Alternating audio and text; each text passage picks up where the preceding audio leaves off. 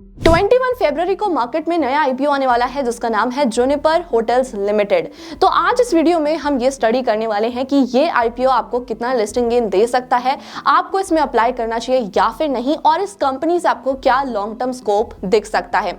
साथ में हम ये भी स्टडी करेंगे कि कंपनी क्या है और उस कंपनी के फाइनेंशियल्स क्या हैं। आगे बढ़ने से पहले अगर आप हमारे चैनल पर न्यू हो तो चैनल को सब्सक्राइब करना, बेल आइकन को प्रेस करना, इस वीडियो को सभी के साथ शेयर करना बिल्कुल भी मत भूलना। और हाँ, अगर अभी तक आपने अपना डीमैट अकाउंट ओपन नहीं किया है तो जल्दी से कर लीजिए, क्योंकि आईपीओ में अप्लाई करने के लिए आपको एक डीमैट अकाउंट की जरूरत जरूर पड़ेगी। लिंक आपको हमारे डिस्क्रिप्शन बॉक्स और पिन कमेंट में मिल जाएगा। फ्री में डीमैट अकाउंट ओपन कर सकते हो।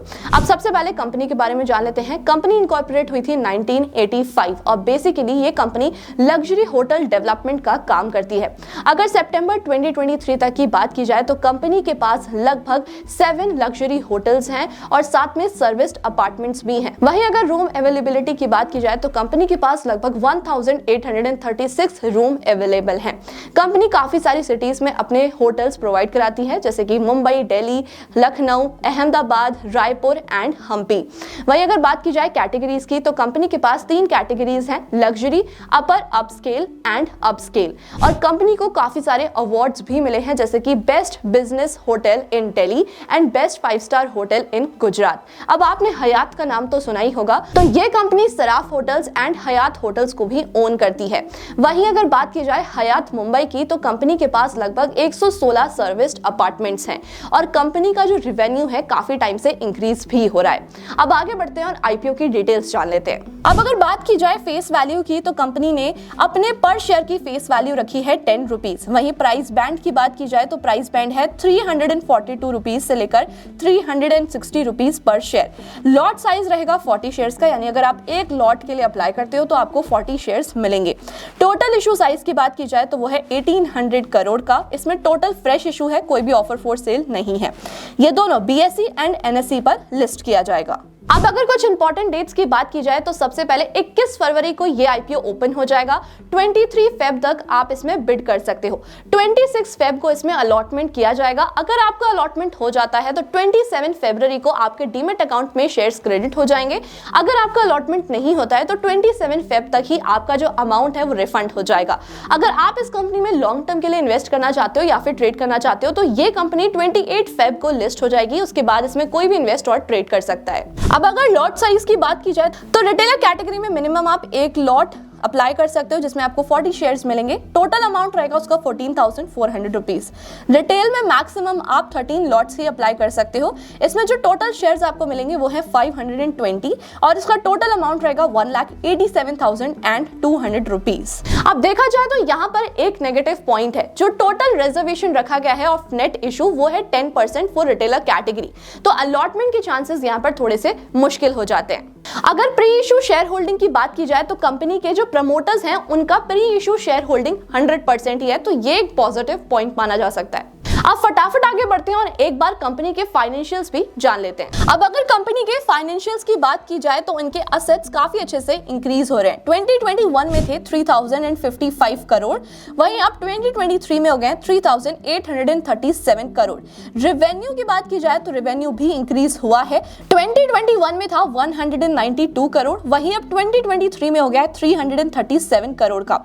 प्रॉफिट, अगर यहाँ पर प्रॉफिट देखा जाए तो ये इंपॉर्टेंट चीज है। 2021 में इनका जो प्रॉफिट था वो माइनस में था 199 एंड 2023 में भी माइनस में ही है, -26 करोड़। तो देखा जाए तो कंपनी लगातार लॉस कर रही है फ्रॉम लास्ट 3 इयर्स, 2021, 2022 एंड 2023। और साथ में अगर बोरोइंग्स की बात की जाए तो कंपनी के बोरोइंग्स काफी तेजी से इंक्रीज हो रहे हैं। 2021 में थे 1830 करोड़ के, वहीं अब 2023 में हो गए 2252 करोड़ के। अब देखा जाए तो ये कंपनी काफी ज्यादा लॉस मेकिंग कंपनी है। अब फटाफट आगे बढ़ते हैं और एक बार कंपनी के कॉम्पिटिटर्स से भी कंपेयर कर लेते हैं कि कंपनी किस पी रेशियो पर आ रही है। वहीं अगर कॉम्पिटिटर्स की बात की जाए तो यहाँ पर काफी अच्छी कंपनीज ऑलरेडी लिस्टेड हैं जो प्रॉफिट मेकिंग कंपनीज हैं, जैसे कि लेमन ट्री होटल्स लिमिटेड, इनका पी रेशियो है 95.52। वहीं अगर बात की जाए the Indian hotels company limited की तो इनका पी रेशियो है 66.78।